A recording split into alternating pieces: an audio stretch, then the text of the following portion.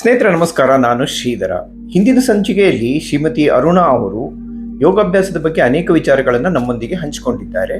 ಇಂದಿನ ಸಂಚಿಕೆಯಲ್ಲಿ ಅವರು ಯೋಗಾಭ್ಯಾಸದ ಬಗ್ಗೆ ಇನ್ನೂ ಹೆಚ್ಚಿನ ವಿವರಗಳನ್ನು ನೀಡಲಿದ್ದಾರೆ. ಬನ್ನಿ ಭೇಟಿ ಮಾಡೋಣ ಶ್ರೀಮತಿ ಅರುಣಾ ಅವರನ್ನ. ಈಗ ಜಿಮ್ಮಿಗೆ ಹೋಗ್ತಾರೆ, ಜಿಮ್ಮಿಗೆ ಹೋಗುವಂಥವರಿಗೆ ಒಂದು ಸ್ಪೆಸಿಫಿಕ್ ಡಯಟಿಷಿಯನ್ ಹೇಳಿರ್ತಾರೆ, ನೀವು ಇದೇ ತರ ಡಯಟ್ ಫಾಲೋ ಮಾಡಬೇಕು ಅಂತ. ಹಾಗೆ ಯೋಗಾಭ್ಯಾಸಕ್ಕೆ ಯಾವ್ದಾದ್ರು ಆಹಾರ ಕ್ರಮ ಇದೆಯಾ? ಆಹಾರ ಕ್ರಮ ಸಾತ್ವಿಕ ಆಹಾರ ಸರ್. ನಮ್ಮ ಭಾರತೀಯ ಪದ್ಧತಿಯಲ್ಲಿ, ಅದರಲ್ಲೂ ನಮ್ಮ ಕರ್ನಾಟಕದ ದಕ್ಷಿಣ ಭಾರತದ ಆಹಾರ ಪದ್ಧತಿ ಇದೆಯಲ್ಲ, ಅದು ಪೂರ ಸಾತ್ವಿಕ ಆಹಾರವೇ. ಆ ಸಾತ್ವಿಕ ಆಹಾರವನ್ನ ನೀವು ಸರಿಯಾದ ರೀತಿಯಲ್ಲಿ ತಗೊಂಡು ನೀವು ಯೋಗ ತರಗತಿಗೆ ಬಂದ್ರೆ ನಿಮ್ಮ ದೇಹ ನೀವು ಹೇಗೆ ಹೇಳ್ತೀರಾ ಹಾಗೆ ನಮ್ ಜೊತೆ ಸಹ ಬೆರೆಯುತ್ತೆ. ಇಲ್ಲ, ಉದಾಹರಣೆ ನಾನು ಹೇಳ್ತೀನಿ ಅಂದ್ರೆ, ಈಗ ನಾನು ಹಿಂದಿನ ದಿವಸ ಮದ್ವೆ ಮನೆಗೆ ಹೋಗಿದ್ದೀನಿ. North Indian dishes, gobi manchurian, panipuri, paratha, ಮೈದಾದಿಂದ ಮಾಡಿರ್ತಕ್ಕಂಥ ಈ ತರ ಆಹಾರಗಳನ್ನ ತಿನ್ಕೊಂಡು ಬಂದ್ರೆ ಇಲ್ಲಿ ನಿಮ್ಮ ದೇಹ ಮನಸ್ಸು ಒಗ್ಗೂಡೋದೇ ಇಲ್ಲ. ಯಾಕಂದ್ರೆ ದೇಹ ಅಲ್ಲಿ ಶರೀರ ಆಹಾರದ ಜೊತೆ ಸರಿಯಾಗಿ ಪಚನ ಆಗಿರೋದಿಲ್ಲ, ಜೀರ್ಣ ಆಗಿರೋದಿಲ್ಲ. ಅದೇನಾಗುತ್ತೆ, ನಮ್ಮ ದೇಹ ಮತ್ತು ಮನಸ್ಸನ್ನು ಒಗ್ಗೂಡಿಸ್ಕೊಳ್ಳೋದಕ್ಕೆ ಸಹಾಯವನ್ನ ಮಾಡೋದಿಲ್ಲ. ಸಾತ್ವಿಕ ಆಹಾರ ಸರ್, ನಮ್ಮ ಹಿರಿಯರು ನಮ್ಗೆ ಏನು ಕೊಟ್ಟಿದ್ದಾರೆ ಆ ಆಹಾರವನ್ನ ನಾವು ಅಳವಡಿಸ್ಕೊಂಡ್ರೆ ಸಾಕು. ಇನ್ಯಾವ ರೀತಿಯ ಡಯಟು ಬೇಡ ಸರ್. ಅಂದ್ರೆ ಈಗ ಯೋಗಕ್ಕೆ ಬರ್ಲಿಕ್ಕಿಂತ ಮುಂಚೆ ಫುಡ್ ತಗೊಳ್ಬಾರ್ದು ಅಥವಾ ಕನಿಷ್ಠ ಪಕ್ಷ 2 ರಿಂದ 3 ಗಂಟೆ ಊಟ ಮಾಡಿ ಆದ್ಮೇಲೆ ನಾವು ಯೋಗಾಭ್ಯಾಸದಲ್ಲಿ ತೊಡ್ಕೊಳ್ಬಹುದು ಸರ್, ಕನಿಷ್ಠ. ಅರುಣ್ ಅವರೇ, ಈಗ ಪ್ರತಿಯೊಂದಕ್ಕೂ ಸ್ಪೆಷಲೈಸೇಷನ್ ಅನ್ನೋದು ಇರ್ತದೆ. ಈಗ ನಾನು ಕಾಮರ್ಸ್ ಮಾಡಿದ್ದೇನೆ, ನಾನು ಹೋಟೆಲ್ ಮ್ಯಾನೇಜ್ಮೆಂಟ್ ಮಾಡಿದ್ದೇನೆ, ಅದು ನನ್ನ ಸ್ಪೆಷಲೈಸೇಷನ್ ಅಂತ ಇದೆ. ಹಾಗೆ ಯೋಗದಲ್ಲೂ ಸ್ಪೆಷಲೈಸೇಷನ್ ಅನ್ನೋ ಪದ ಇದೆಯಾ ಅಥವಾ ಆ ವಿಧ ಏನಾದ್ರೂ ಇದೆಯಾ? ಆ ರೀತಿ ಸ್ಪೆಷಲೈಸೇಷನ್ ಅಂತ ಏನೂ ಇಲ್ಲ ಸರ್. ನಿಮ್ಮ ತೊಡಗಿಸಿಕೊಳ್ಳುವಿಕೆ ಮೇಲೆ ನಿಮ್ಮ ಸ್ಪೆಷಲೈಸೇಷನ್ ಹೆಚ್ಚುತ್ತಾ ಹೋಗುತ್ತೆ ಅಷ್ಟೇನೆ. ಈಗ ಅರುಣ್ ಅವ್ರೆ, ನೀವು ಹೇಳಿದ್ರಿ ಸಾಧನೆ ಮಾಡಿದ್ರೆ ಸಾಧ್ಯ ಅಂತ. ಈಗ ನೀವು ನಾನು ಕಲಿಸ್ತಾ ಇದ್ದೀನಿ ಅಂತ ಹೇಳಿದ್ರಿ, ಕಲಿಕೆ ನಿರಂತರ ಅಂತಾನು ಹೇಳಿದ್ರಿ.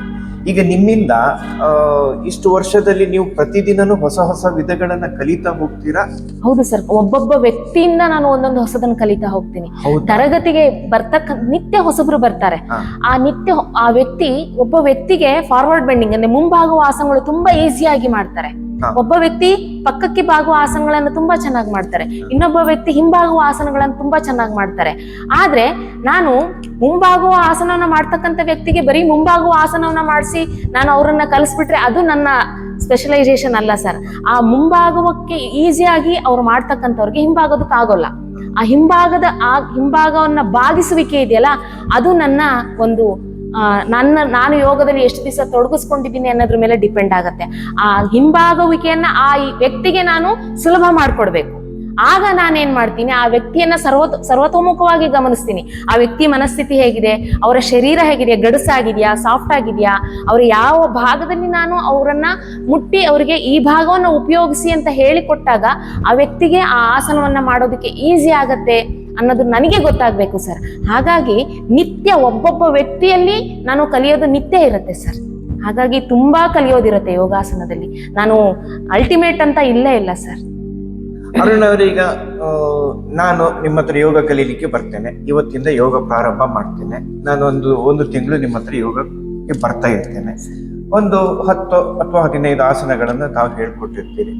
ಆಯ್ತು, 1 ತಿಂಗಳ ನಂತರ ನಾನು ಬೇರೆಯವರಿಗೆ ಕಲಿಸ್ಲಿಕ್ಕೆ ಹೋಗ್ತೇನೆ ಅಂತ ನಾನು ಹೇಳ್ತೇನೆ. ಹೀಗೆ ಸಾಧ್ಯನಾ? ಯಾಕೆಂದ್ರೆ ಗುರುವಿನಿಂದ ಒಂದು ಅನುಮತಿ ತಗೊಳ್ಳದೆ ನಾನೇ ಕಲ್ತಿದ್ದೀನಿ ಅಂತ ನಾನೇ ಅಂದ್ಕೊಂಡು ನಾನು ಬೇರೆಯವರಿಗೆ ಕಲಿಸ್ಲಿಕ್ಕೆ ಸಾಧ್ಯನಾ? ಅದು ಸಾಧ್ಯ ಇಲ್ಲ ಸರ್. ಗುರುವಿನ ಗುಲಾಮನಾಗುವ ತನಕ ದೊರೆಯದಣ್ಣ ಮುಗುತಿ. ಅದು ಅವರವರ ಭಾವನೆಗೆ ತಕ್ಕಂಗೆ ಇರುತ್ತೆ ಸರ್. ಅವರವರ ಭಾವಕ್ಕೆ, ಅವರವರ ಭಕುತಿಗೆ. ಅವರು ನಾನೆಲ್ಲ ಕಲ್ತ್ಬಿಟ್ಟಿದ್ದೀನಿ ಅಂತಂದ್ರೆ ಮುಂದೇನೋ ಕಲಿಯಕ್ಕಾಗಲ್ಲ ಅಂತ ಹೇಳಿ ನಮ್ಮ ಗುರುಗಳು ಹೇಳ್ತಾರೆ. ಅದು ಸತ್ಯ ಕೂಡ ಸರ್. ನಾನು ಕೊನೆಯವರೆಗೂ ಕಲಿತಾನೆ ಇರಬೇಕು, ಕಲಿಸ್ತಾನೆ ಇರಬೇಕು. ಹಾಗಾಗಿ 1 ತಿಂಗಳಿಗೆಲ್ಲ ನಾವು ಖಂಡಿತ ಇಲ್ಲಿವರೆಗೂ ನಾನು ಹೇಳಿದೆ, ನಾನು 15 ವರ್ಷದಿಂದ ಯೋಗಾಭ್ಯಾಸದಲ್ಲಿ ಇದ್ದೀನಿ ಅಂತ. ಆದ್ರೂ ಇನ್ನು ಕೆಲವು ಆಸನಗಳನ್ನ ನಾನು ಪರ್ಫೆಕ್ಟ್ ಆಗಿ ಮಾಡ್ಲಾರೆ ಸರ್. ಹಾಗಾಗಿ ಅದು ನನ್ನ ದೃಷ್ಟಿನಲ್ಲಿ ಸಾಧ್ಯ ಇಲ್ಲ ಅಂತ ಅನ್ಕೊಳ್ಳಿ. ತಪ್ಪು ಅಂತ ನಾನು ಹೇಳಲಾರೆ. ಯಾಕಂದ್ರೆ ಆ ವ್ಯಕ್ತಿ ಹಾಗಲ್ಲ. ಈಗ ಆ ವ್ಯಕ್ತಿ ಅಥವಾ ನಾನೇ ವ್ಯಕ್ತಿ ಅಂತ ಅನ್ಕೊಂಡ್ರೆ, ಈಗ ನಾನು 1 ತಿಂಗಳು ಕಲ್ತಿದ್ದೇನೆ, ನನಗೆಲ್ಲ ಬರುತ್ತೆ ಅಂತ ನಾನೇ ಅಂದ್ಕೊಳ್ತೇನೆ. ಆ ನಂತರ ನಾನು ಮತ್ತೆ ಕಲೀಲಿಕ್ಕೆ ಸಹ ಗುರುವಿನ ಹತ್ರ ಹೋಗೋದಿಲ್ಲ. ಆದ್ರೆ ನಾನು ಬೇರೆಯವ್ರು ಕಲಿಸ್ಲಿಕ್ಕೆ ಹೋಗ್ತೇನೆ. ಸಾಧ್ಯ ಇಲ್ಲ ಸರ್, ಆ ರೀತಿ ಮಾಡಬಾರ್ದು, ಅದು ದೊಡ್ಡ ತಪ್ಪಾಗತ್ತೆ. ಯಾಕೆ ಅಂತಂದ್ರೆ ನಾನು ಆ ವ್ಯಕ್ತಿ ಬಗ್ಗೆ, ನನ್ನ ಬಗ್ಗೆ ನಾನು ಹೇಳ್ಕೊಳ್ತಾ ಇಲ್ಲ, ನನ್ನ ಹತ್ರ ಕಲೀಲಿಕ್ಕೆ ಬರುವಂತವ್ರುಗಳಿಗೆ ನಾನು ಎಷ್ಟು ಮಟ್ಟಿಗೆ ಕೊಡ್ಲಿಕ್ಕೆ ಸಾಧ್ಯ, ಯೋಗನ ಕಲಿಸ್ಲಿಕ್ಕೆ ಸಾಧ್ಯ ಇಲ್ಲ ಸರ್. ಯಾಕಂದ್ರೆ ಈಗ ಒಂದು ಆಸನ ನಾನು ಮಾಡಿಸ್ತಾ ಇದ್ದೀನಿ ಒಬ್ಬ ವ್ಯಕ್ತಿಗೆ ಅಂದಾಗ, ಆ ಆಸನದಿಂದ ಆಗ್ತಕ್ಕಂತ ಅಂದ್ರೆ ಈಗ ಏನೋ ಒಂದು ಕೈಯನ್ನ ಈ ರೀತಿ ಚಾಚಿ ಅಂತ ಹೇಳ್ತೀವಿ, ಆ ಚಾಚ್ಬೇಕಾದ್ರೆ ಏನಾದ್ರೂ ಅಲ್ಲಿ ಅವ್ರಿಗೆ ಮಸಲ್ ಕ್ಯಾಚ್ ಆಗ್ಬೋದು, ಸ್ನಾಯುಗಳು ಹಿಡ್ಕೋಬಹುದು, ಅದನ್ನ ಸರಿ ಮಾಡೋದು ನನ್ಗೆ ಗೊತ್ತಿರ್ಬೇಕು. ಆ ವ್ಯಕ್ತಿಗೆ ಆ ಉಸಿರಾಟದ ಜೊತೆಗೆ ಅಲ್ಲಿ ಏನ್ ಮಾಡಿದ್ರೆ ಆ ಮಸಲ್ ಸರಿಯಾಗತ್ತೆ, ಆ ಸ್ನಾಯು ಸರಿಯಾಗತ್ತೆ ಅನ್ನೋದು ತಿದ್ದೋದು ನನಗೆ ಗೊತ್ತಿರ್ಬೇಕು. ಆ ವ್ಯಕ್ತಿಯನ್ನ ಸಹಜ ಸ್ಥಿತಿಗೆ ತರೋದು ನನಗೆ ಗೊತ್ತಿರ್ಬೇಕು. ಹಾಗಿದ್ದಾಗ ಮಾತ್ರ ನಾವು ಯೋಗಾಸನಗಳನ್ನ ಹೇಳ್ಕೊಡ್ಬೇಕು ಸರ್. ಇಲ್ಲ ಅಂದ್ರೆ ನಾವು ಈ ಕ್ಷಣಕ್ಕೂ ಕೂಡ ಕೆಲವು ಆಸನಗಳನ್ನ ನಮ್ಮ ಗುರುಗಳು ಇಲ್ಲದೆ ನಾವು ಯಾರಿಗೂ ಹೇಳ್ಕೊಡಲ್ಲ ಸರ್. ಹಾಗಾಗಿ ಆ ರೀತಿ ಹೇಳ್ಕೊಡೋದು ತಪ್ಪಾಗತ್ತೆ ಸರ್. ಅರುಣ್ ಅವರೇ, ಈಗ ನಾನು ಜಿಮ್ಮಿಗೆ ಹೋಗಿದ್ದೇನೆ. ಜಿಮ್ನಲ್ಲಿ ಸ್ಪೆಸಿಫಿಕ್ ಆಗಿ ನಾನು ಏನ್ ಬೇಕು ಅಂತೀನೋ ಅದನ್ನ ಮಾತ್ರ ಹೇಳ್ಕೊಡ್ತಾರೆ. ಈಗ ನನಗೆ ಡಂಬಲ್ಸ್ ಮಾತ್ರ ಮಾಡಬೇಕು ಅಥವಾ ನಾನು ಹೊಟ್ಟೆ ಮಾತ್ರ ಕರಗಿಸ್ಬೇಕು ಹೀಗೆ ಅಂದ್ರೆ ಅವ್ರು ಅದಕ್ಕೆ ಸ್ಪೆಸಿಫಿಕ್ ಆಗಿ ಯಾವ್ದು ಬೇಕೋ ಅದನ್ನು ಮಾತ್ರ ಮಾಡಿಸ್ತಾರೆ. ಅಲ್ಲಿ ಪ್ಯೂರ್ಲಿ ಮಸಲ್ ಓರಿಯೆಂಟೆಡ್ ಹೌದು ಸರ್ ಜಿಮ್. ಆದ್ರೆ ನೀವೀಗ ಅನೇಕ ವಿಚಾರಗಳನ್ನ ಹೇಳ್ತಾ ನಾನು ತಿಳ್ಕೊಂಡಿದ್ದೇನು ಅಂತಂದ್ರೆ, ಯೋಗ ಅನ್ನೋದು ಒಂದು ಮನಸ್ಸಿಗೆ, ಇನ್ನೊಂದು ದೇಹಕ್ಕೆ. ಹೀಗೆ ಹೇಳಿದ್ರೆ ಸರಿ ಹೋಗುತ್ತೆ? ಖಂಡಿತ ಸರ್.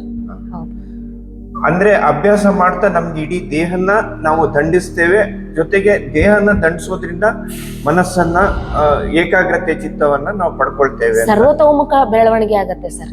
ಮನುಷ್ಯನ ಒಬ್ಬ ವ್ಯಕ್ತಿ ಯೋಗ ತರಗತಿಗೆ ಬಂದ ಅಂದ್ರೆ ಅವರ ಸರ್ವತೋಮುಖ ಬೆಳವಣಿಗೆ ಆಗುತ್ತೆ. ಹೇಗೆ ಅಂದ್ರೆ ಅವ್ರಿಗೆ ಗೊತ್ತಿಲ್ಲದೇನೆ ಅವರ ನಡವಳಿಕೆಯಲ್ಲಿ, ಸಾಮಾಜಿಕ ನಡವಳಿಕೆಯಲ್ಲಿ, ಮನೆಗಳಲ್ಲಿ ಅವರಲ್ಲಿ ಅನೇಕ ಬದಲಾವಣೆಗಳಾಗ್ತಾ ಹೋಗುತ್ತೆ. ಅವ್ರಿಗೆ ಅನ್ಸತ್ತೆ, ಅರೆ 10 ಜನದಲ್ಲಿ ಇದ್ದಕ್ಕಿದ್ದಂತೆ ಸ್ಫೋಟ ಆಗೋ ವ್ಯಕ್ತಿ ಅಂದ್ರೆ ತನ್ನ ಮನಸ್ಸಿನಲ್ಲಿರ್ತಕ್ಕಂಥ ಭಾವನೆಗಳನ್ನ ಕೂಗಾಡಿ ಚೀರಾಡಿ ಹೊರಗಡೆ ಹಾಕ್ತಕ್ಕಂಥ ವ್ಯಕ್ತಿ ಯೋಗ ತರಗತಿಗೆ ಸತತವಾಗಿ 1 ವರ್ಷ 2 ವರ್ಷ ಬಂದ್ರು ಅಂದ್ರೆ ಅವರು ಅಲ್ಲಿ ಆ ಬದಲಾವಣೆ ಆಗೋಗಿರುತ್ತೆ ಸರ್. ಕೋಪ ಕಡಿಮೆ ಆಗಿರುತ್ತೆ. ಅಂದ್ರೆ ಆ ವ್ಯಕ್ತಿ ಸರ್ವತೋಮುಖವಾಗಿ ಏನು ನಮ್ಮ ಇದರಲ್ಲಿ ಹೇಗೆ ನಡ್ಕೋಬೇಕು, ಸಾಮಾಜಿಕ ಚಟುವಟಿಕೆಗಳಲ್ಲಿ ಯಾವ ರೀತಿ ನಮ್ಮ ಭಾವನೆಗಳನ್ನ ಹಿಡಿತದಲ್ಲಿ ಇಟ್ಕೋಬೇಕು ಅನ್ನೋದು ಇದೆ. ಆ ರೀತಿಯಾಗಿ ಗೊತ್ತಿಲ್ಲದೇನೆ ಅವರು ತಮ್ಮ ಭಾವನೆಗಳ ಮೇಲೆ ತಮ್ಮ ಹಿಡಿತವನ್ನ ಇಟ್ಕೊಳ್ತಾರೆ. ಅವರ ಶರೀರ, ಅವರ ಆಂಗಿಕ ಭಾಷೆಗಳು, ಅವರು ಸರ್ವತೋಮುಖವಾಗಿ ಬೆಳವಣಿಗೆ ಅವರಲ್ಲಿ ವಿಕಾಸ ಆಗಿರುತ್ತೆ ಸರ್. ಆಗತ್ತೆ ಕೂಡ. ಅದಕ್ಕೆ ನಾನೇ ಉದಾಹರಣೆ. ನನ್ನಲ್ಲಿ ತುಂಬಾ ಬದಲಾವಣೆಗಳಾಗಿದೆ. ಅರುಣ ಅವರೇ, ಪ್ರತಿಯೊಂದನ್ನು ನಾವು ಜನಗಳ ತನಕ, ಕೊನೆ ವ್ಯಕ್ತಿ ತನಕ ತಲುಪಿಸ್ಬೇಕು ಅಂತ ಅನ್ಕೊಳ್ತೀವಿ. ಆದ್ರೆ ಕೆಲವೊಂದು ವಿಚಾರಗಳು ತಲುಪಲಿಕ್ಕೆ ಸಾಧ್ಯತೆ ಇರೋದಿಲ್ಲ. ಅದೇ ತರ ಯೋಗಾಭ್ಯಾಸಕ್ಕೆ ಬಂದಿರುವೆ ಈಗ ಒಂದು ಬ್ಯಾಡ್ ಒಪಿನಿಯನ್ ಕ್ರಿಯೇಷನ್ಸ್ ನಡೀತಾ ಇದೆ. ಈಗ ವಿಶ್ವದೆಲ್ಲೆಡೆ ನಮ್ಮ ಭಾರತದ ಯೋಗವನ್ನ ಅವರು ಅಳವಡಿಸ್ಕೊಂಡು ಇದರಿಂದ ಏನೇನು ಉಪಯೋಗ ಇದೆ ಅಂತ ತಿಳ್ಕೊಳ್ತಾ ಇದ್ದಾರೆ. ಆದ್ರೆ ನಮ್ಮ ದೇಶದಲ್ಲೇ ಕೆಲವರು ಇಲ್ಲ, ಇದು ಸರಿ ಇಲ್ಲ, ಇದು ಇಂಥವ್ರು ಸ್ಪೆಸಿಫಿಕ್ ಆಗಿ ಇಂಥವ್ರು ಮಾತ್ರ ಮಾಡುವಂಥದ್ದು, ಇದು ಎಷ್ಟು ಮಟ್ಟಿಗೆ ಸರಿ ಇಲ್ಲ. ಅವ್ರಿಗೆ ಸಹಜವಾಗಿ ಅದ್ರ ಬಗ್ಗೆ ತುಂಬಾ ತಿಳುವಳಿಕೆ ಇಲ್ಲದೆ ಇರ್ಬೇಕಾದ್ರೆ ಆ ರೀತಿ ಹೇಳ್ತಾರೆ ಅಂತ ಅನ್ಕೊಳ್ತೀನಿ ಸರ್.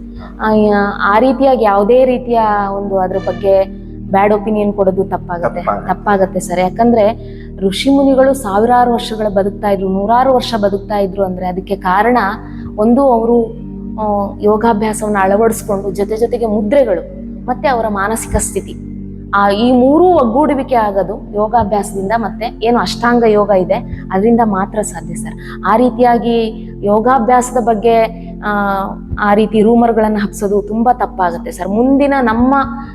ನಮ್ಮ ಮುಂದಿನ ಪೀಳಿಗೆಗೆ ನಾವು ಒಳ್ಳೆಯದನ್ನೇ ಕೊಡಬೇಕು. ಈ ರೀತಿಯಾಗಿ ಇದು ಪೂರ ವೈಜ್ಞಾನಿಕವಾಗಿ ಕೊಟ್ಟಿರ್ತಕ್ಕಂಥದ್ದು ಸರ್. ನಮ್ಮ ಋಷಿ ಮಂತ್ರದ್ರಷ್ಟಾರರು ಅಂತ ಹೇಳ್ತಾರೆ ಅವರನ್ನ.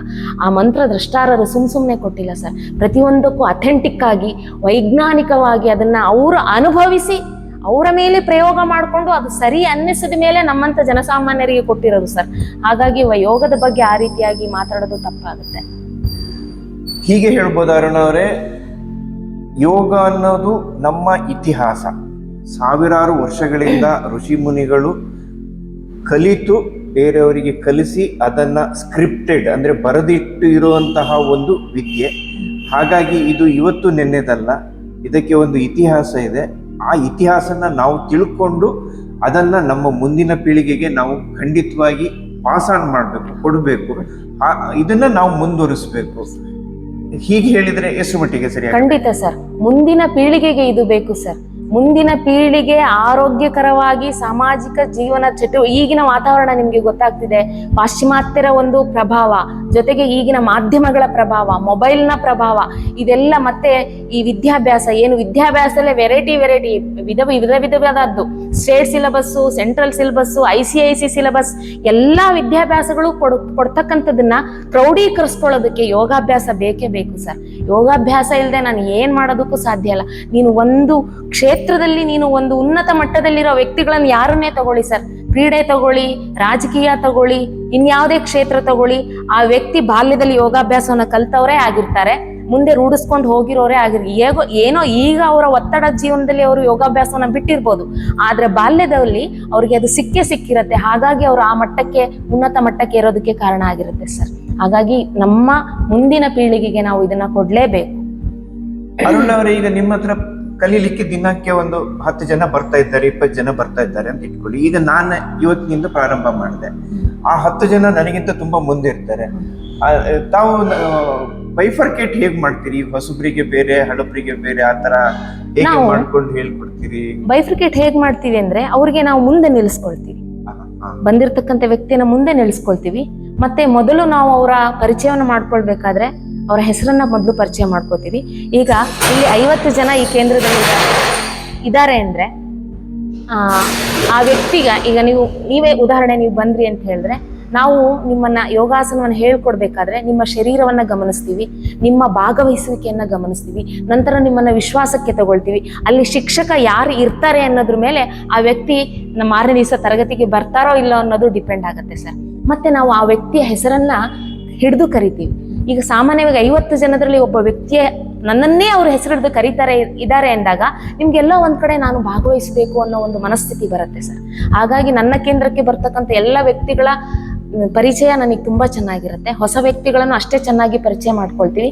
ಅವರ ದೇಹಕ್ಕೆ ಅನುಗುಣವಾಗಿ ಅವರಿಗೆ ಯೋಗಾಭ್ಯಾಸವನ್ನ ಹೇಳ್ಕೊಡ್ತಾ ಹೋಗ್ತೀವಿ. ನಿಮಗ್ ಬೇರೆ, ನಿಮ್ಮ ಪಕ್ಕದಲ್ಲಿ ನಿಂತಿರೋರಿಗೆ ಬೇರೆ, ನಿಮ್ಮ ಹಿಂದೆ ನಿಂತಿರೋರಿಗೆ ಬೇರೆ, ಅವರವರ ಶರೀರದ ಸ್ನಾಯುಗಳು ಹೇಗೆ ಕೆಲಸ ಮಾಡುತ್ತೆ ಅನ್ನೋದ್ರ ಮೇಲೆ ನಾವು ಅವರಿಗೆ ಯೋಗಾಭ್ಯಾಸವನ್ನ ಹೇಳ್ಕೊಡ್ತೀವಿ ಸರ್.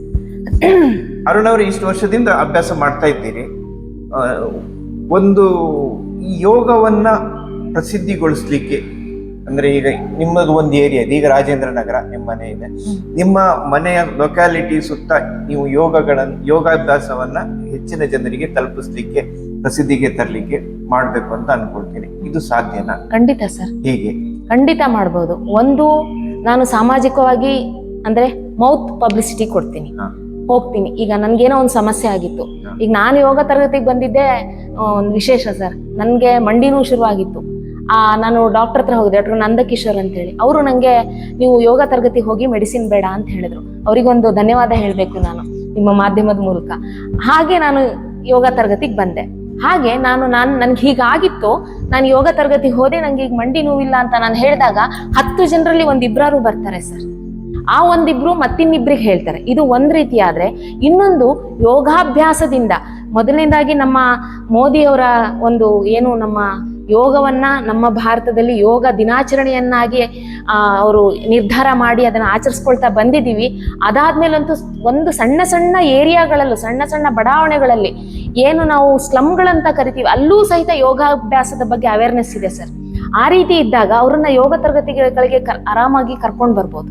ಅವ್ರಿಗೆ ಸ್ವಲ್ಪ ನಾವು ಅದರ ಮಹತ್ವವನ್ನ, ನಿಮ್ಮ ಸರ್ವತೋಮುಖ ಬೆಳವಣಿಗೆ ಇದ್ರಲ್ಲಿ ಆಗತ್ತೆ. ಈಗ ಸಾಮಾನ್ಯವಾಗಿ ಈಗಿನ ವಾತಾವರಣದಲ್ಲಿ ಆರೋಗ್ಯ ತುಂಬಾ ಮಹತ್ವ. ನಿಮ್ಗೆ ಆರೋಗ್ಯ ಸುಧಾರಿಸತ್ತೆ ಬನ್ನಿ ಅಂತ ನಾವು ಸ್ವಲ್ಪ ಅವ್ರಿಗೆ ಮನಮುಟ್ಟುವಂತ ಹೇಳ್ಬೇಕು, ಮನಸ್ಸನ್ನ ಮುಟ್ಟಬೇಕು. ಆಗ ಖಂಡಿತ ಅವರು ಬರ್ತಾರೆ ಸರ್. ಅರುಣ್ ಅವರೇ, ಅನೇಕ ವಿಚಾರಗಳನ್ನ ನಮ್ಮೊಂದಿಗೆ ಹಂಚಿಕೊಂಡಿದ್ದೀರಿ. ಆದ್ರೆ ಇದು ಅಂತಿಮ ಅಲ್ಲ, ಏಕೆಂದ್ರೆ ನಿಮ್ಮಿಂದ ನಾನಿನ್ನು ತಿಳ್ಕೊಳ್ಬೇಕಾಗಿರುವಂಥದ್ದು ಅನೇಕ ವಿಚಾರಗಳಿದೆ. ಈಗ ಬೇಸಿಕ್ ನೀಡ್ಸ್ಗಳನ್ನ ಮಾತ್ರ ನಾನು ಕೇಳಿದೆ, ತಾವು ಹೇಳಿದ್ದೀರಿ. ನಮ್ಮ ವೀಕ್ಷಕರಿಗೆ ತಾವು ಹೇಳುವಂತಹ ಅಮೂಲ್ಯ ಪದಗಳು ಅಥವಾ ಸಲಹೆಗಳು ಏನು? ಸಲಹೆ ಅಂತ ಹೇಳಲ್ಲ ಸರ್, ದಯಮಾಡಿ ಯಾರ್ಯಾರು ವೀಕ್ಷಣೆ ಮಾಡ್ತಾ ಇದ್ದೀರಾ ಅವರೆಲ್ಲರೂ, ಜೊತೆಗೆ ನಿಮ್ಮ ಅಕ್ಕಪಕ್ಕದವ್ರಿಗೆ, ನಿಮ್ಮ ಪರಿಚಯಸ್ಥರಿಗೆ, ನಿಮ್ಮ ಮನೆ ಹತ್ರ ಇರ್ತಕ್ಕಂಥ ಯಾವ್ದಾರು ಯೋಗ ತರಗತಿಗೆ ಹೋಗಿ ಅಲ್ಲಿ ಯೋಗಾಭ್ಯಾಸವನ್ನ ರೂಢಿಸ್ಕೊಳ್ಳಿ. ನಿಮ್ಮ ಸರ್ವತೋಮುಖ ಬೆಳವಣಿಗೆಗೆ, ನಿಮ್ಮ ಜೀವನಕ್ಕೆ ಈ ಯೋಗಾಭ್ಯಾಸ ತುಂಬಾ ಸಹಾಯವನ್ನ ಮಾಡುತ್ತೆ ಅಂತ ನಾನು ಹೇಳ್ತೀನಿ ಸರ್. ಅರುಣ್ ಅವರೇ, ತಮ್ಮ ಅಮೂಲ್ಯ ಸಮಯವನ್ನ ನಮಗಾಗಿ ಮೀಸಲಿಟ್ಟು ಅನೇಕ ವಿಚಾರಗಳನ್ನು ನಮ್ಮೊಂದಿಗೆ ಹಂಚಿಕೊಂಡಿದ್ದೀರಿ. ಮುಂದೆ ಇದೇ ಯೋಗದ ಬಗ್ಗೆನೇ ಅನೇಕ ವಿಚಾರಗಳನ್ನ, ಆಸನಗಳನ್ನ ನಿಮ್ಮಿಂದ ತಿಳ್ಕೊಳ್ಳಿಕ್ಕಿದೆ. ಮತ್ತೆ ಬರ್ತೇನೆ. ಈಗ ತಾವು ಈ ವಿಚಾರಗಳನ್ನ ತಿಳಿಸಿದ್ದಕ್ಕಾಗಿ ತಮಗೆ ಧನ್ಯವಾದಗಳನ್ನ ಅರ್ಪಿಸ್ತಾ ಈ ಕಾರ್ಯಕ್ರಮವನ್ನು ಮುಗಿಸ್ತಾ ಇದ್ದೇನೆ. ನಮಸ್ಕಾರ. ಅವಕಾಶ ನೀಡಿದ್ದಕ್ಕೆ ಧನ್ಯವಾದ ಸರ್. ಸ್ನೇಹಿತರೆ, ಶ್ರೀಮತಿ ಅರುಣಾ ಅವರು ಯೋಗಾಭ್ಯಾಸದ ಬಗ್ಗೆ ಹೇಳಿದ ಅನೇಕ ವಿಚಾರಗಳನ್ನೆಲ್ಲ ತಾವು ಕೇಳಿದ್ದೀರಿ. ಮುಂದಿನ ಸಂಚಿಕೆಗಳಲ್ಲಿ ಯೋಗಾಭ್ಯಾಸದ ಬಗ್ಗೆ ಇನ್ನೂ ಹೆಚ್ಚಿನ ವಿವರಗಳನ್ನ ತಿಳಿದುಕೊಳ್ಳೋಣ. ದಯವಿಟ್ಟು ಈ ವಿಡಿಯೋವನ್ನ ಹೆಚ್ಚಿನ ಜನರಿಗೆ ತಲುಪಿಸಲು ಸಹಾಯ ಮಾಡಿ ಹಾಗೂ ಚಾನಲ್ಗೆ ಸಬ್ಸ್ಕ್ರೈಬ್ ಆಗಿ ತಮ್ಮ ಲೈಕನ್ನು ಕೊಡಿ ಹಾಗೂ ತಮ್ಮ ಅನಿಸಿಕೆಗಳನ್ನು ಕಾಮೆಂಟ್ ಬಾಕ್ಸ್ನಲ್ಲಿ ಹಾಕಿ. ಮುಂದಿನ ವಿಡಿಯೋನಲ್ಲಿ ಭೇಟಿ ಮಾಡೋಣ. ಸರ್ವೇ ಜನ ಸುಖಿನೋ ಭವಂತು. ನಮಸ್ಕಾರ.